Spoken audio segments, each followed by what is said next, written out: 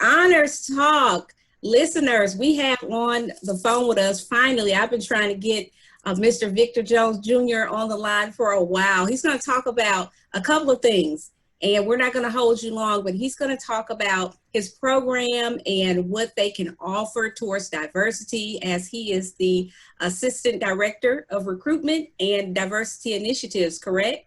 Absolutely. Thank you. Correctly. At what institution? Now it's University of Illinois at Urbana-Champaign. Is that how you pronounce it? Okay. All right. So he's going to tell us all about his program, but guess what? We're going to get into his business, and we're going to see how I saw all those degrees he had. So we're going to talk about how he got there and what it takes, and then what you should be doing right now.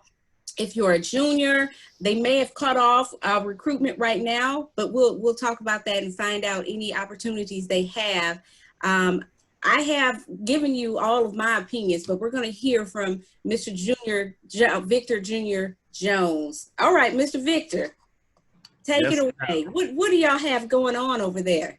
Well, first of all, good afternoon. Good afternoon, everyone. My name is Victor Jones. I'm the Assistant Director for Recruitment and Diversity Initiatives at the School of Information Sciences at the University of Illinois in Urbana-Champaign. Yes, and I managed to say that in one breath, right? That's a mouthful. Yes, yes. I've had the pleasure of being at, and we call ourselves the I School at Illinois. So Information School, the I School at Illinois. So I have had the pleasure of being at the I School for 6 years now. In that time, we have grown, we have changed, and it's just tremendous. So I guess I'll start a little bit with how I got here and my background. So I'm born and raised in Chicago, South Sider. So yes, I am a Sox fan. Oh, I'm Brewers. I'm from Milwaukee. That's fair. That's fair. That's fair. Loyalty. Okay. Yeah, that loyalty. That's important. Yeah. Yeah. So growing up in Chicago public schools, etc. So I came down to the University of Illinois. As a freshman, I was studying civil engineering, and I was inadequately prepared, and civil engineering kind of pushed me in the corner and beat me up a little bit. But I found a mentor, and that mentor was the first person who had ever looked me in the face and said, "It's okay. You got this. You belong here." And that kind of shaped the trajectory of my life and my professional career. So I ended up switching to sociology, which was actually what I wanted to do in the first place. I ended up taking a sociology course in high school, and we watched The Truman Show. And after the movie The Truman Show went off, the instructor explained that is sociology. It's how the person you become is a function of the ways in which society at large socializes you to view it. So that stuck with me. So went to college, decided that I wanted to get into family sociology, decided that I wanted to do education policy, ended up going into higher ed, student affairs, and realizing that that would allow me to be what my mentor was to me. So that would allow me to advocate for students, that would allow me to encourage, uplift, et cetera, and help propel students once they find their passion into the careers and into the livelihoods and to impact the world the way that they would like to. So from there, I ended up meeting a couple of students in my school, in my program. And this was when I was thinking about going to get a PhD in education policy. And when they told me that they were in information sciences, because we started off as a library school, my mind was, wait, why do you guys want to be librarians? And these were two Black guys, and they went to Lincoln University in Missouri. So, and this is my first time, meeting Black men who wanted to be librarians, right? So when they explained to me what librarianship and what the information sciences actually looked like, I realized that it was the exact reason that I wanted to go into education, to connect people with information, to connect people with resources, to bridge the gap and to help people find things that they're looking for that they might not exactly know what it's called. So to meet them, and then they helped me to look at it socio-historically, for us being members of communities that were traditionally denied access to information, for us to be in control of gathering and disseminating and preserving and conserving information that's relevant to us, the power that's associated with that. So when they told me that, I was hooked. And then I found this role and applied, and I've been here ever since. Wow. Let me say this. First of all, you're already educating me, because I did not know the term librarianship. All right. Mm-hmm. So you're teaching us all. If I'm at home, I'm a high school senior or a junior, there's some opportunities, some kind of majors or minors that we haven't heard about. So mm-hmm. That's why this show is important, and we need you to tell us that. Before you go on, can you shout out any of your mentors? I know that you said that you had some. Absolutely. Do you remember them, or is it it's so many you don't want to leave anybody out? I'm going to just go off, and I pray that they charge it to my head and not my heart. So the first that I met was a gentleman named Jason Sizer. I actually got to catch up with him a couple weeks ago. He's now doing like consulting in music media and things along those lines and marketing. But he was a graduate student studying urban planning and sociology when I met him. And then there is Rory, what is Rory's last name? Rory James. Rory James is at Indiana University in Bloomington. There was Roy Brooks, who was my first supervisor when I got into this role. There have been the late Dr. James Arthur Wallace, who was one of my advisors in graduate school.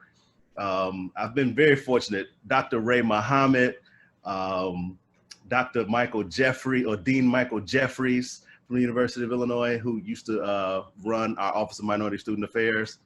I've been very fortunate. Oh, that's awesome. That's awesome. I took them down so I can find them on social media. We all need mentors and things like that. All right, you can continue, sir. You were talking about the next steps. Yeah, so, well, before I talk about the next steps, I'll talk about how I've seen this field evolve in particular, right? So when I was first introduced to it, again, like you mentioned, librarianship, or that was something that was kind of unfamiliar. Yeah. I didn't know exactly what it looked like. And then I began to realize that the ways in which people are getting information now has changed drastically, even in the 6 years that I joined this program in 2014. So if you look at the ways in which people are consuming information, most of the new millionaires are not being formally educated. You know, they're using media, they're using information platforms. And we see that among the larging professional fields are in data science and analytics. So our school has evolved to include data science, analytics, cybersecurity, things along those lines, and other means that people would not traditionally consider librarianship, but it's all about information gathering. So next steps, what I would recommend, the first thing is to demystify what you would like to do.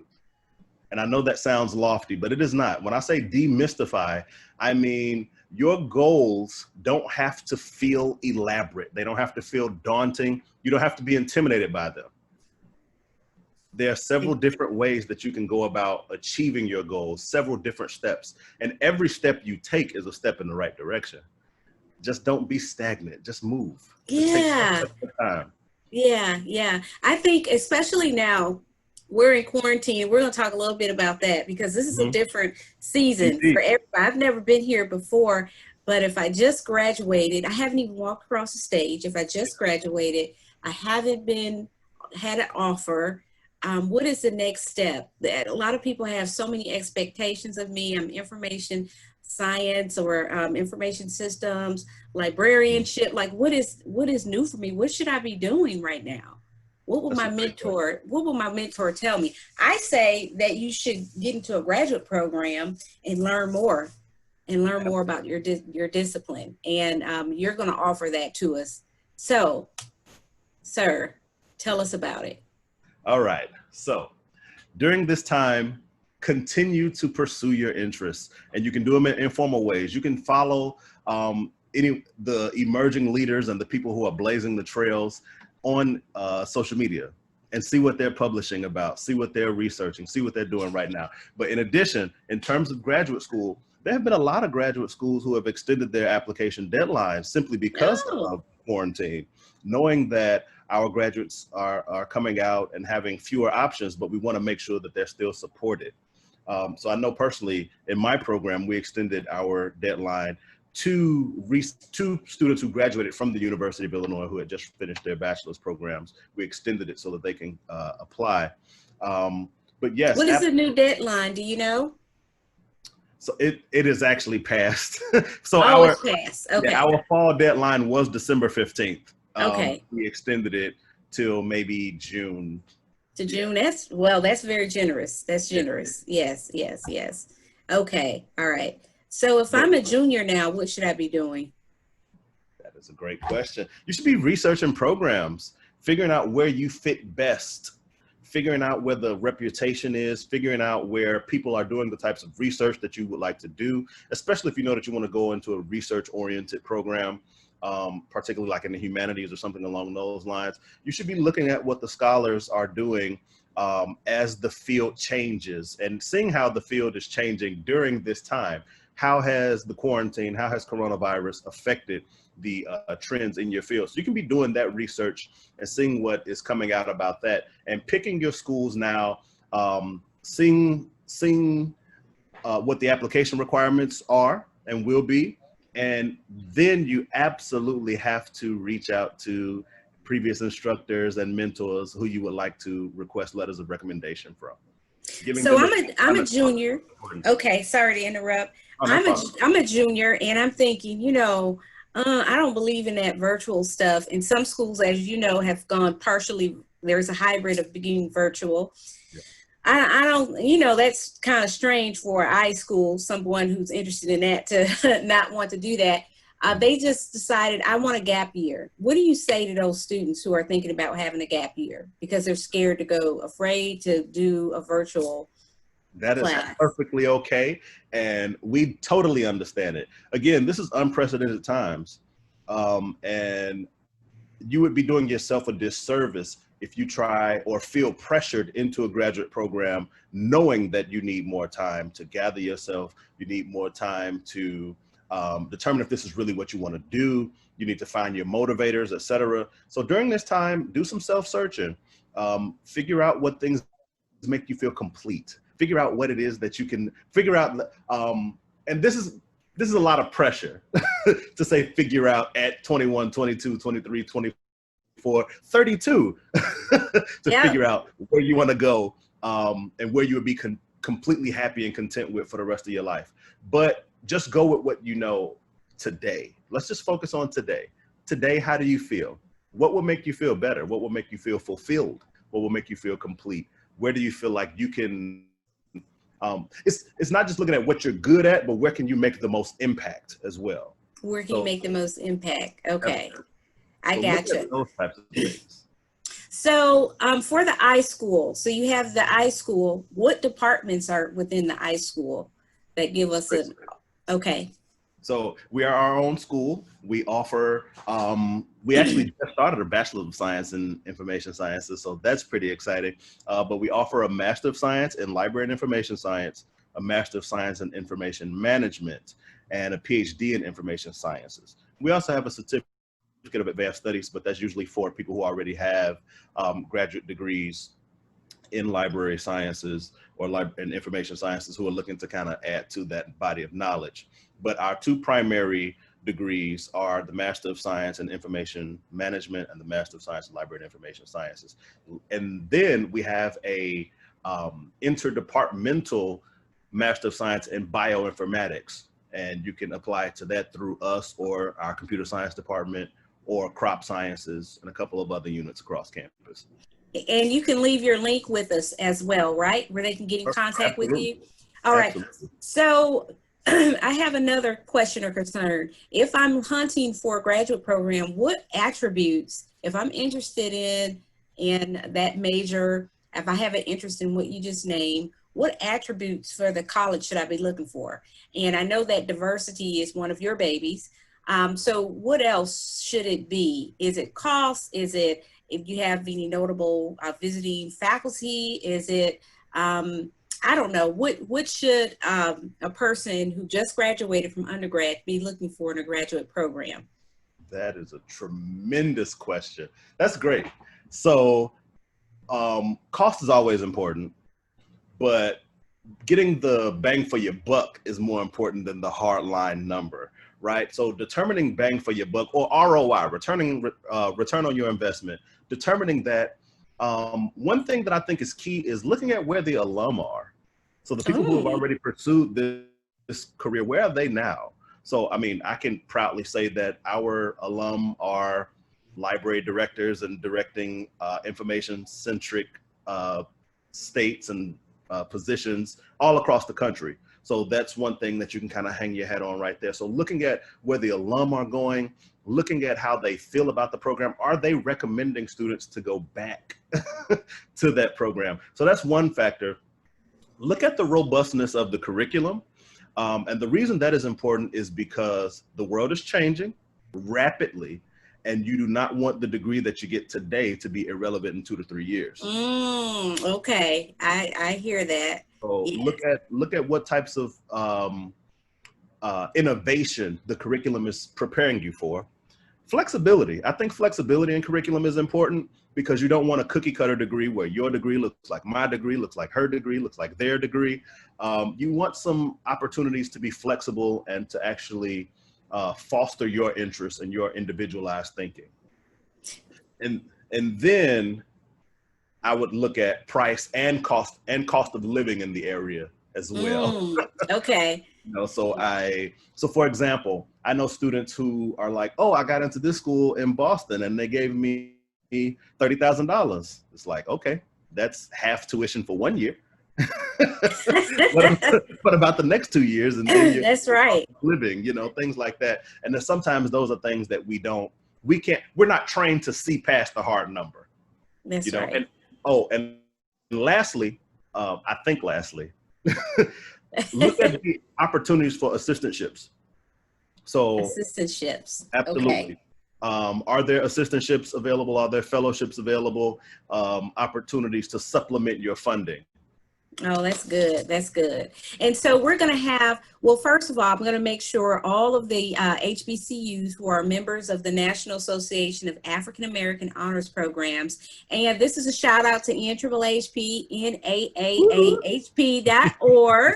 And we will make sure that on their virtual platform this year, that they'll get this video. And so what you have is you have a bunch of honors students from all of these HBCUs. And we know diversity is not just colorism. We know that diversity is also age and things like that. But speaking specifically from the HBCU experience that's different from the predominantly white institution experience, how is it transitioning to that? And how I take it that the iSchool is predominantly a white institution or white program, right? So what kind of support would a student from an HBCU have going into the iSchool? Absolutely. So we pride ourselves on not only diversity, but equity and inclusion as well. You know, we don't want you to just be a number in our role. We want you to feel included. We want to encourage your ideas, and we want to support you as you grow. Life happens in graduate school. That's something that I like to say. You know, you're going to see some factors, you're going to have some new stressors, and life is going to happen. So, so I'm fortunate enough for my program to be the #1 ranked iSchool in the country at the master's level. Wow, I like that number. Indeed, right? So if I'm ever speaking with someone and they're like, oh, I've done my research, I know you all are #1, why should I come to the iSchool, or why are you #1? I'll say, well, the reason that we're #1 and why you should come are very different. There is some intersection, a little bit of overlap, but the reason that we're #1 is because our peers have agreed that the research and innovation that our faculty and that our doctoral students and researchers are producing is second to none, which is fair. But the reason you should come is the robust support. So our advisors So, a lot of them are alum in the program. Our recruitment staff, so when you meet myself and our director of enrollment, Dr. Moises Orozco Villacana, we place so much emphasis on not just recruiting you, but we want to make sure that you're retained. So we want to make sure that you're supported. So from a student support staff factor, our student support services team is always looking to create opportunities for our students to feel supported. In addition, we're trying to bolster the curriculum to promote diversity as well. Now, we understand that at the faculty level, that's completely different from the student affairs level. But we also understand that perhaps only 25 to 30% of your experience as a student will be in the classroom. So for that other 70%, we want to make sure that you're supported. We have student groups that you can get involved in. We want to make sure that if you feel it necessary to start a group, that you're supported. And we just want to do whatever we can to increase access. We don't want to have any arbitrary barriers that continue to promote the status quo. So we try to do everything that we can to connect our students with as many resources as we can, including alum. Now, this is probably not done as much at the graduate level. However, I have to always ask the question. I was, of course, I was a student at a HBCU and now at a PWI for my graduate programs. And I always want to ask if I'm taking majors classes within my major at the I school, but I know a little jazz and I want to kind of, you know, play the saxophone or be in the choir. Is that available to graduate students? Can I take some other classes outside of that paradigm? That's a great question. Courses versus opportunities to get involved with community and community groups, they're going to vary a little bit. So in my particular program, students are eligible to take up to 12 credits outside of the I school, but they have to have permission from their advisor and from the advisor in that particular department. So, and it has to be a graduate class.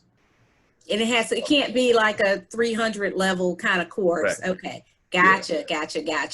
But so in terms of getting involved in student organizations, I've known several students who have actually come and been musicians and they got connected with a jazz band in town or a bluegrass band in town. They've been able to find, you know, religious and spiritual support. They've been able to find all types of identity-based support. If they want to play high lie, they can do it at an intramural level. You know, and the University of Illinois is a large institution, over 50,000 students with over 1,000 student organizations. So it's plenty of opportunities to get involved in that way. What's your diversity rate, if you know it out? And, you know, I know that you had a big group to just come in for the fall, but do you know your diversity rate at this point? In the I school or overall? In the I school and overall. Great question. I believe we're about 10 to 12%, which is almost setting a trend in the field. We've actually, and I'll kind of toot our horn on this, we were actually able to see over 50% application increase from students of color. So that's something that my colleagues and I in recruitment are very proud of. And subsequently, if the applications go up, then the enrollment goes up as well. So that's something that we are able to kind of hang our hats on a little bit. But of course, we're not content. We still want it to grow. Yeah. But yeah, we're about 10 to 12%. All right. Now we're going to get back to your personal business. All right. We kind of started, and thank you so much for sharing that about your program. And hopefully your marketing department can give us a little clip that we can add about the iSchool. So we appreciate that. And I know that I do not have all the answers, and I'm business and operations manager for our School of the Arts on how we're going to come back out of this COVID situation. Do you have any updates? We don't know. Well, hopefully we'll have a vaccine before your FY 21-22 year, because that's when some of these students can take advantage who are listening now. But how are you all responding to that? And have you had graduation at this point? What methods are you taking? I think a lot of students will be looking at how you handle the COVID situation to make a choice. Absolutely. And this major is going to be greatly needed as it speaks to how we're handling this. Sorry, go ahead. So, you know, as a state school, our board of trustees includes state legislators. So we've been very proactive in that regard as a whole in making sure that we're doing our part to ensure that the students are safe and that they still have access to the courses, and that it's equitable, and that, you know, we're not paying, you're not paying for something. You're going to get your bang for your buck, if that makes sense. So us at the iSchool, we haven't announced this yet, but I won't announce it. But I will say.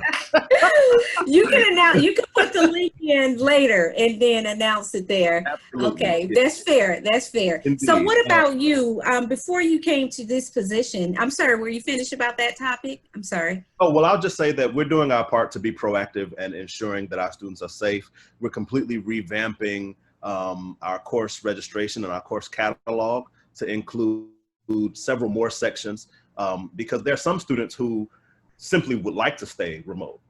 And we want to make sure that their experience is still a strong one, still a positive one. Are you working remotely right now? Yes, ma'am.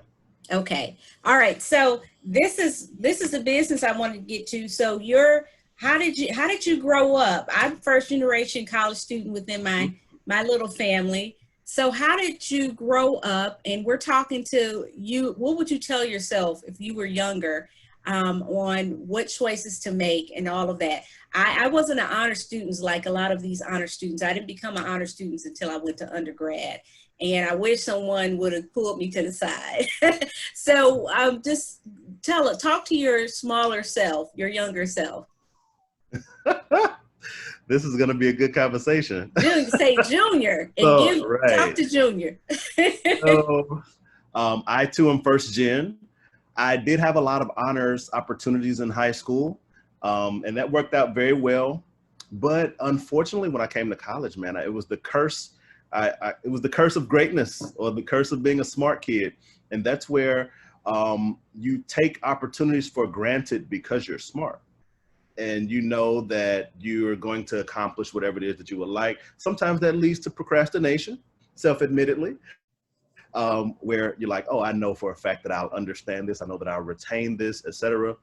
It is important to learn hard work before you're forced to learn hard work.